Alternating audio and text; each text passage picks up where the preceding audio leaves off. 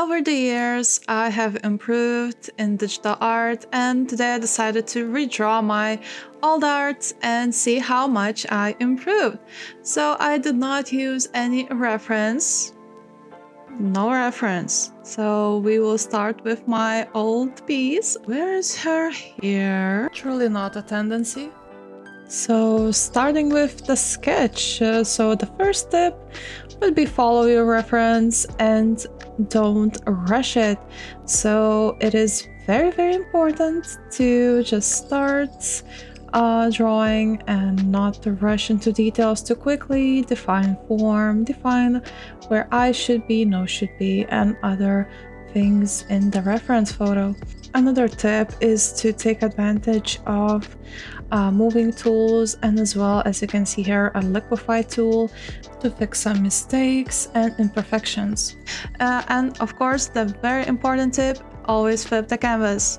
Flip the canvas.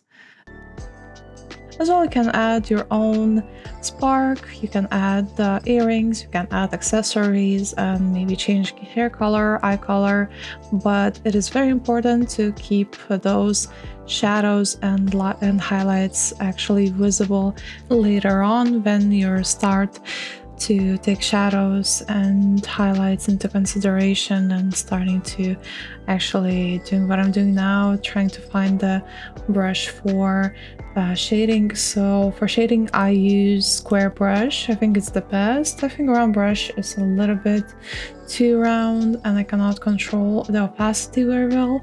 Of course, I'm coloring in the hair and other things, so here's a time lapse of that.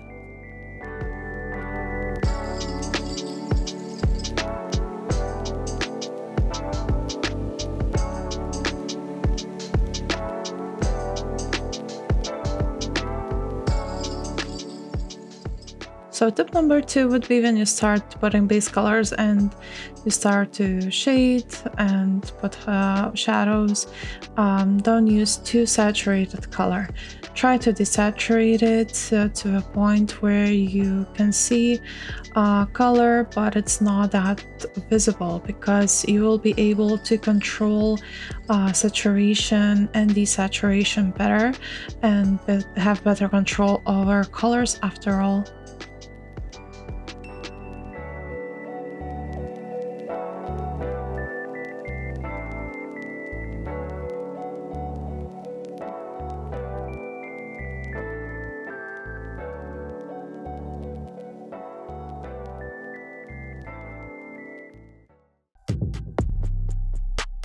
So this is the part where I start to render hair, and I use this blending brush to soften up the shadows and making that hair overlapping effect.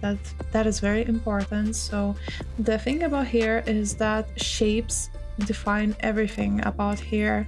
You need to use dark and medium and light color to actually define it and use it in chunks, not to add like little strands and stuff.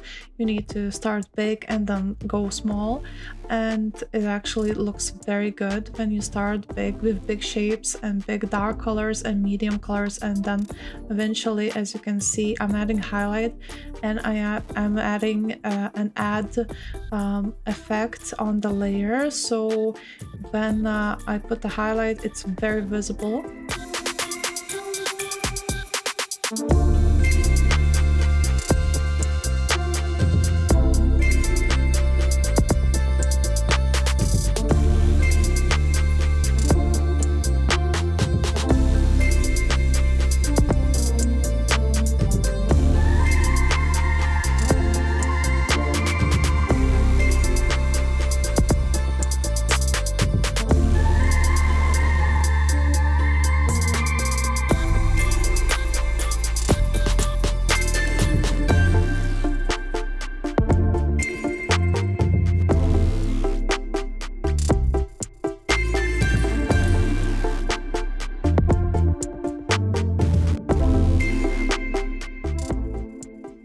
So here I'm starting to render the eyes. So I consider a light source and as well shadows. So I'm adding a hard shadow not only on the pupil but on the entire eye, where the top eyelid would drop shadow, so that is very important. And about other like shadows and shapes, it's very important to keep some shapes very hard and some shapes very soft.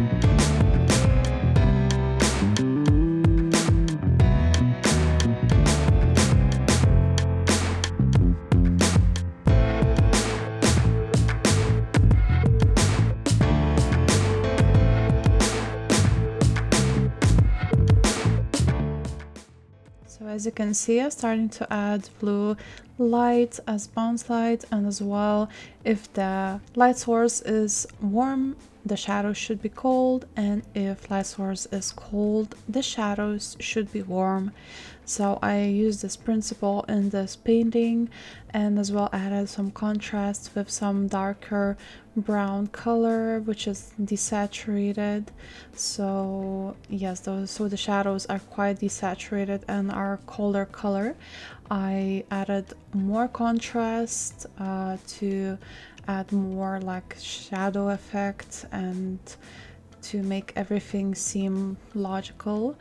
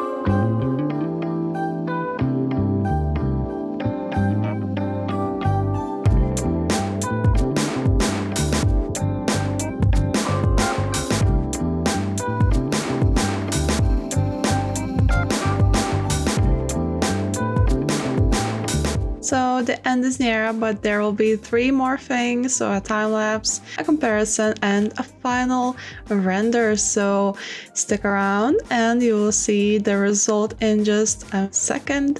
And as well, if you consider subscribing to my channel, I would appreciate it. And of course, like this video if you like it, and comment what do you like the most about this whole process, and what do you think it is very important about digital art. Maybe you can share some tips for beginners as well.